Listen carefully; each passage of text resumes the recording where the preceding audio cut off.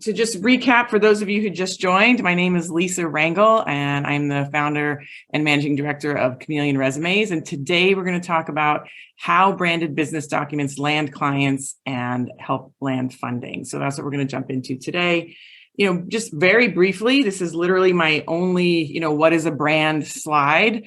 And I think as I was doing some research for this, I felt this Seth Godin quote really encapsulated it very well. A brand is a set of expectations, memories, stories, and relationships that taken together account for a consumer's decision to choose one product or service over another. And this same premise goes with investors. I think what a lot of people sometimes forget is, a brand is not necessarily something you create. It's something you already have.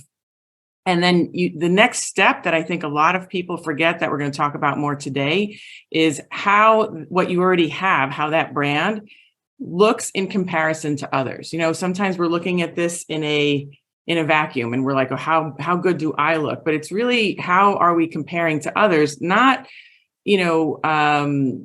in a negative way, but just in a way that we're making sure that we're showcasing what we bring to the table, meeting the needs of that prospective investor or that prospective client. So that's what we're going to talk a little bit more about today.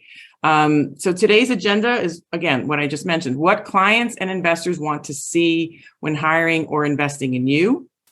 The second topic we're going to talk about is how to compete among accomplished competitors. And this is often new as individuals rise up the ranks, either in a corporation or as they progress in their career, landing bigger or different or more complex clients.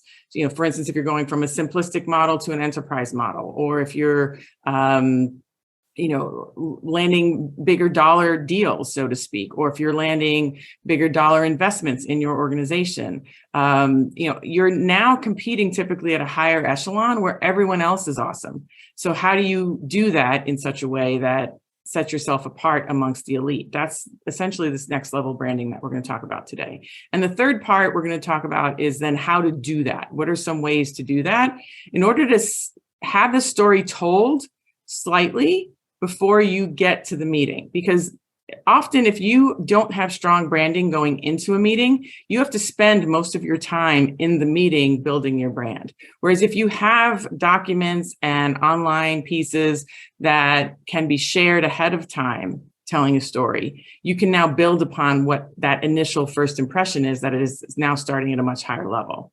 So that's what we're going to talk about here today. Just a little bit about me, not much more, because honestly, Linda gave you a whole lot, but I know some of you just came here. In terms of what we're going to be talking about today, which is business branding, I've been a business owner, branding executives and entrepreneurs since 2009. Chameleon Resumes has been in existence since 2009. Job Landing Academy came on board. It's my online business in 2016. It's where all my online products are housed. I've been running business practices since 1998. Those years prior to 2009, I was running it for somebody else.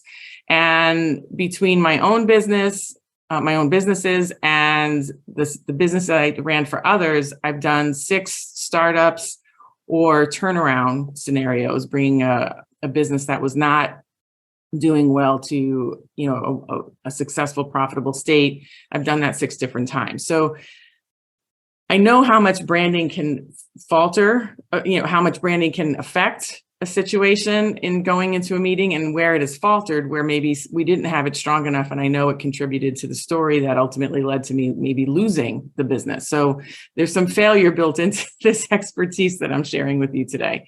And so let's start with 5 traits that clients and investors want to see in you, that they are evaluating when they are interviewing you, meeting with you, having you go through proposals, whatever the case may be. I also just want to state, Linda, I can't see the chat in this presentation form. So if there's anything that you feel is worth stopping for, don't hesitate to interrupt me. So we're going to talk about 5 traits that typically clients and investors want to see in you, and what they're looking for in those you're competing against as well. So again, do this process not just looking at yourself and your organization and your brand within the organization in a vacuum. The key is also to look how it's going to look on the landscape of other competitors in your space, either for the same client or for that funding money. That's what you want to factor in. So the first trait, and I think this is almost as important as anything else, is will you take responsibility for someone's investment in you, right? Whether they're investing in you as one of their portfolio companies, or if they are hiring you and essentially paying you to do that work. It's an investment. Are you going to be a proper steward of their monies? And you want to make sure this is reflected directly or subliminally within your branding. It's important to show that you will be responsible for their money and making sure that you take their investment in you to yield the results, whether that's in the form of an ROI or in the form of actions taking place as a result of hiring you. Then you need to show that either through a track record of achievement, through referrals, through the branding documents that I'm going to show you some examples of what those should be at the end, more towards the end of this. You need to convey the trust that they can feel good that you are going to shepherd their, you're going to care for it just as much as they're going to care for it. And this is sometimes lost, I find, in a lot of branding, where the purveyor of the service or the company receiving the investment is so focused on what they are about or they're focused on what is a need or a problem they're going to fix, that somehow that it can be not conveyed directly or subliminally that they're going to take responsibility for the monies that they're being given. There's sometimes an implied entitlement, or there's a sense of deserving it because they've worked hard for it, or this is an amazing product, or we're an amazing service. And there really needs to be a level of humility that comes across in showing that you will take responsibility and be a good steward with that investment.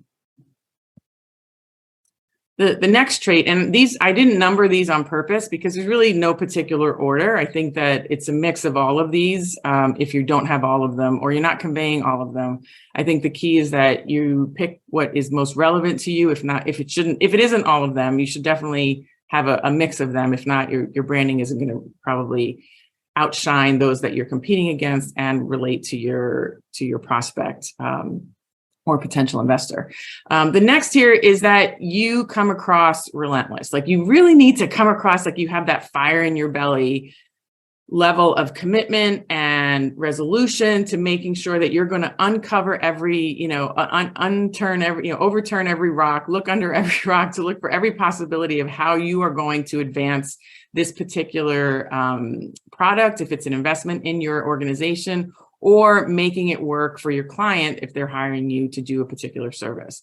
There needs to be, not only should you be saying it, but you should show evidence of it. And again, showing your achievements of how you do that, walking your prospective client or investor through the process that you do, making sure that you show evidence of it in forms of achievements, testimonials, and whatnot. That shows then that you are making sure that you are taking the responsibility for the investment, and now going to the ends of the earth to make sure that investment is going to have an ROI, or there's going to be a result brought on from hiring you. Next, and again, not in any particular order, because every time I come up on a slide, I'm like, oh, this could be most important. But you need to show that you're coachable. And even if you're being hired as if a client is hiring you, you need to show that you are open to their feedback. Even if you technically know better, I always say that feedback from particular clients with the work that we do, I find that it falls in three buckets. The feedback they give me is either going to make the process better because they are the experts on them. or that it's not going to have a negative effect on our process, but it makes them feel better. And I do want them to feel better in this process. So of course, if we can incorporate it and it have no negative effect to the work we're doing, I'm absolutely going to incorporate it. And then sometimes it's going to have a negative effect on the work we're doing, their feedback. So if we were to implement it. And so I walk them through why, and then we have a discussion on it. So the key is that I'm coachable to when their feedback makes our process better. And I think clients and investors need to see that if you need to be coachable. It cannot be only when you see that their recommendations are going to be adverse to the process. That's the only time you're going to listen. You need to be able to demonstrate where you have incorporated others' feedback and it made the process better. So you need to come across like you're coachable, because nobody wants to be in a relationship that's a one-way street.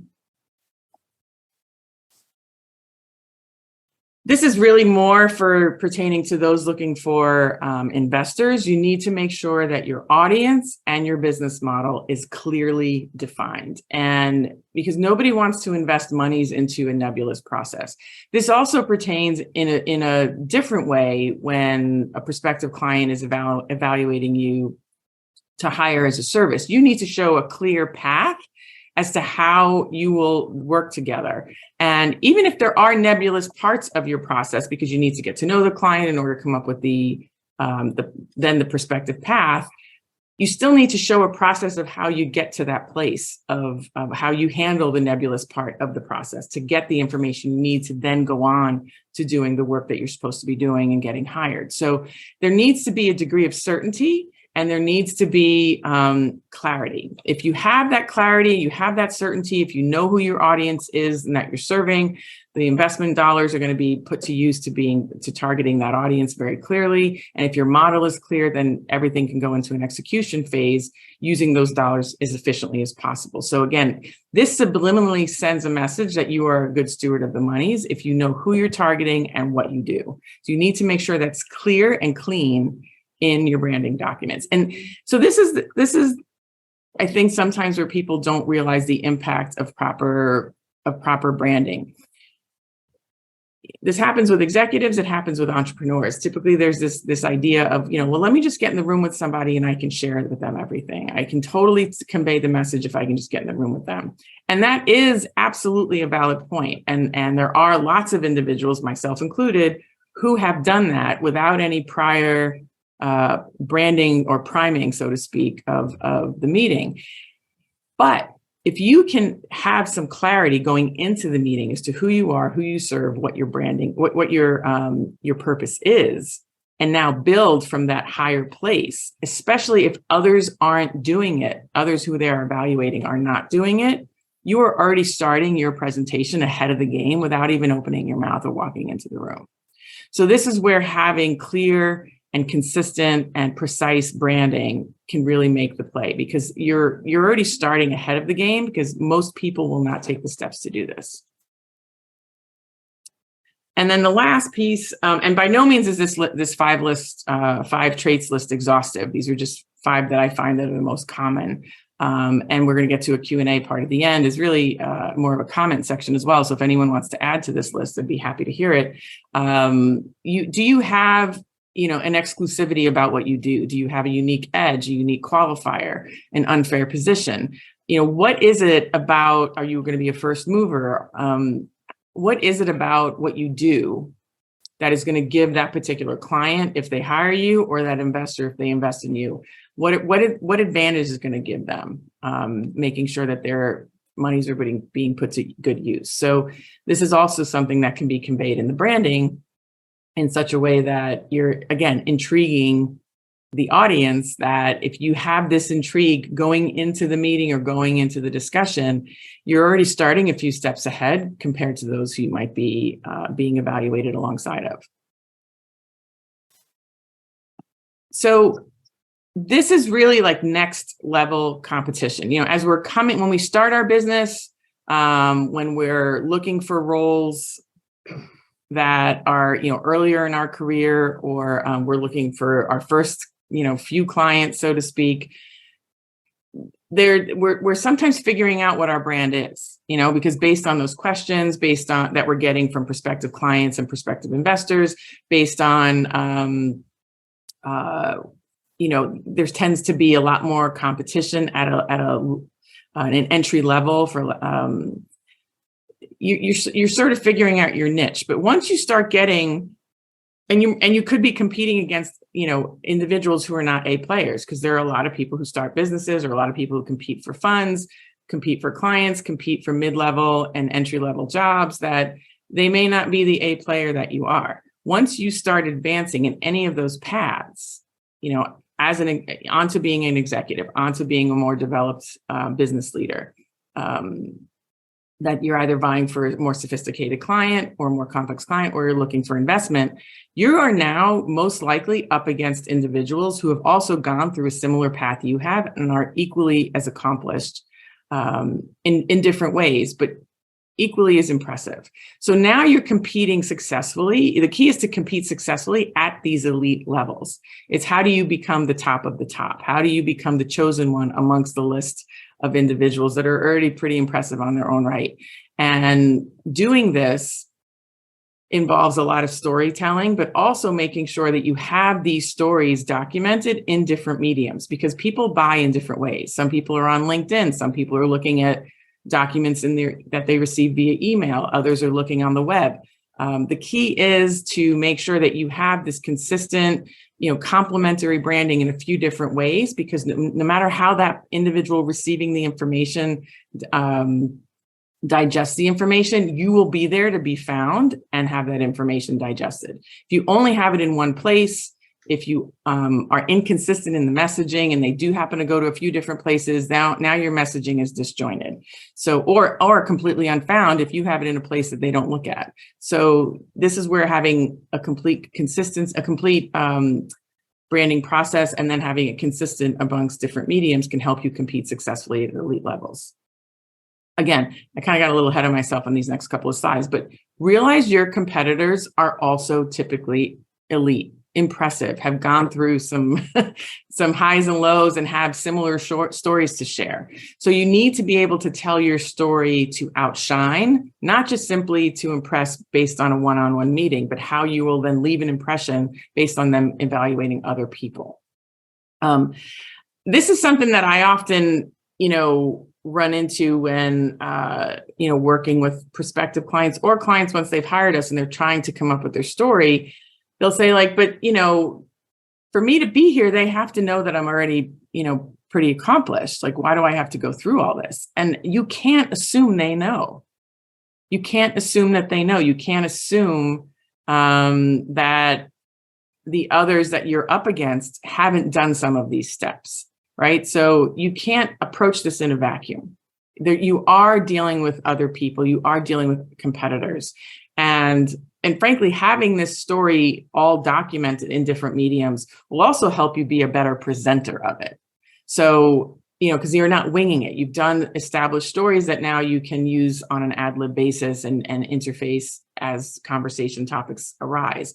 But when you're not prepared and not prepared from not documenting it as well, you really need to get the reader or the recipient of the information up to speed in the meeting, combined with telling the story. If you can have some information ahead of time, if you can have the leave behinds that reinforce what was in the meeting can then focus on almost solely on what the prospective client or investor needs, what problems they're looking to solve, what opportunities they're looking to capitalize on, and focus more on that.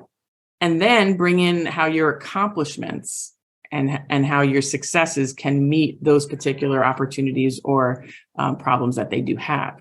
Whereas if you don't have some information ahead of time or some to leave behind, you're going to have to do all that work on the meeting and hope you do it. And that's sometimes where that feeling is. Linda mentioned in the very beginning, it may or may not be part of the recording, so I'll just repeat it. She said, if you've ever left a meeting feeling like you didn't convey how you're suitable for this particular investment or this particular client opportunity, it's often because you didn't get enough to share, and you may not have had any prep or leave behind, or both, to really seal that part of the deal of how you're qualified, even though you heard their problem and or opportunity and know you can fix it or add the value to it. So the key is to make sure that you're not assuming anything, and make sure that you give them that information, and it will also impress them, because I'm telling you, most others don't do this. And again, just look the part in print and online. So I kind of already covered that, so I won't go on a little bit more about that. So, what are some ways to do this? So some best practices to promote your work, to promote the work you've done for clients, the work you've done within your company to impress investors. What are some ways to do this? And I'm going to go through three tactics that you can do this. It's by no means an exhaustive list in any way, but these are just some good places to start, because it also helps when you're doing this process to come up with these documents. It really starts to help you tell your story better. The prep of doing this, of these documents, residually is preparing you for the presentation as well, and covering the how you're qualified to do it part, because you have your stories in alignment. So the first is having your LinkedIn profile done. I mean, this is essential nowadays. Even if you're not active on LinkedIn, you want to have a robust presence in terms of your profile on LinkedIn. I'll always recommend to be active on LinkedIn in certain ways, and that's frankly another presentation on how to do that. But which I'm sure Linda's got covered in the portal of C-Suite Network and Leadership Global. Reaching out and using LinkedIn to either find investors or find, clients, attract clients, that's all part of, I know, is discussed regularly within those two organizations. But sometimes we have clients that really don't need to be on LinkedIn. There's a whole litany of reasons for it, but you still should have a profile that looks the part. Because what happens is, even if you're meeting most people face to face, or you're going to a lot of conventions, maybe that's more of your business model, as soon as they meet you, they're going to pop your name into LinkedIn, or they may not keep the business card that you gave them, but they can look up they can find you. You can share them a QR code if they don't want to take business cards. Like, again, it's about different mediums, because people buy and accept information in different ways. Some people don't take business cards anymore. Some people still swear by them, right? You want to be findable and discoverable in this online format. Even if your name is Googled, typically, if you set your settings to have your profile be found in search engine results, then you can be found in different search engines. And you can do this for your name as well as for what you do. So it can visually validate to that person why they need to continue talking to you. It helps you get discovered, either by name, again, or by what you do. And then, frankly, it's a place to put everything that you've accomplished, and let people see the depth of what you've done and where you've done it. And, this is often not going to come out in just an initial conversation, maybe even in the first two. It's not going to come out naturally without sounding like you're just, regurgitating a resume or a profile. So let someone read it either beforehand or after the fact. And this is where you can start to reinforce what you have presented, either in a one-on-one, casual, impromptu meeting, or in an investor meeting or a client meeting. They're going to, if they're serious about it, they're going to look you up ahead of time, and they're definitely going to look you up after the fact to really contemplate whether they should keep moving with you. So make sure that you're giving them what they need to make them feel validated and reassured that you are the right choice. When they're on the fence from the meeting, and then the branding doesn't measure up, they may not move forward. You want to inspire them to move forward. That's what this does. So this is one example that you can do to showcase your wins, showcase your accomplishments, showcase your networks based on where you've worked, who you're connected with, what you can bring to the table, all the different accolades. And you can also have testimonials here too, so they can see different clients, other investors, if you've had other investors invest with you, coworkers, supervisors type functions, other board of directors that you maybe were a C-suite leader for. So whoever it is, you can have all these different type of conversations, testimonials that can be, frankly, even a conversation starter. Somebody says, I know so-and-so, and I see they gave you a recommendation. How did you come across this person? Seeing how you're connected with people. I can tell you, I've had a number of conversations where a client, I see we had someone in common, and I'm like, how did you know them? So it starts a conversation. And when you have someone in common, often it also gives you sort of a halo effect level of trust. I mean, as long as their experience was good with that person, that's typically something that also is a bond. So it's just, you're always looking for something to leverage to make a connection with somebody and see where it goes. The next document is an entrepreneurial resume. Now, not everyone needs this, but where it can be helpful, and where we've seen it be helpful with particular clients, certain business lines that are very RFP heavy, very RFQ heavy. They often need a resume of the leadership team to put into the proposal. So again, you want to showcase relevancy, you want to showcase recent achievements, you want to showcase how what you do and what your company does will help either capitalize on opportunity that company has before them, or fix the challenges that they have before them that's making them go through this RFP, RFQ process. Investment decks, you need to showcase a background typically. You may not put the physical resume up on the screen, but at least using that information. The resume building process residually fuels so many other types of identity documents that you use in your branding. And it residually helps, like I mentioned earlier, with your preparation for any of these meetings where you have to now talk about yourself. In order to come up with these documents, you need to have your stories in alignment. You need to have the stories you want to keep promoting to attract what you want to keep doing. You need to have an alignment with what you want to continue doing, and what you may, even if you're great at it, never want to do again, and take that out of your documents so you cannot attract that anymore. So having these documents done, the work you need to do ahead of time helps you make sure that your messaging is in alignment, not only in print and online, but through your mouth, what comes out of your mouth. So you need to make sure that all those stories are in alignment. Also with like applications, certain funding applications, loan applications, you need to show a formal presentation of expertise. Investors, banks want to know who they're giving their money to, and they want to make sure that it is going to be, responsibly handled, and how you're going to do that. And so by putting your credentials down, your commitment to learning, different certification or education processes that you've done, in addition to the work experience that you've done, that's how you convey that you are worthy of the monies, that you will steward it properly, and that that you are a worthwhile investment. And doing this helps reassure that, and again, it's that trust. The third document here that I'm going to talk about is an executive biography. Now, there's variations to this. There can be a short one for, byline situations, medium-sized ones for speaking engagements. There can be long ones for websites. So it's all part of your media kit. You can, as you're quoted, as you're solicited for expertise in different articles, you want to make sure that you have some sort of bio to give the writer, even if they don't necessarily use it. Again, you're reinforcing why you are a very formidable source for them to use, and you're going to add to the credibility of their article. Speaking engagements, publishing opportunities that you're doing on your own, not as a quoted source in someone else's writing, but articles that you're doing on your own. How do you become a featured writer in certain areas, whether you are paying for that or whether they are paying you?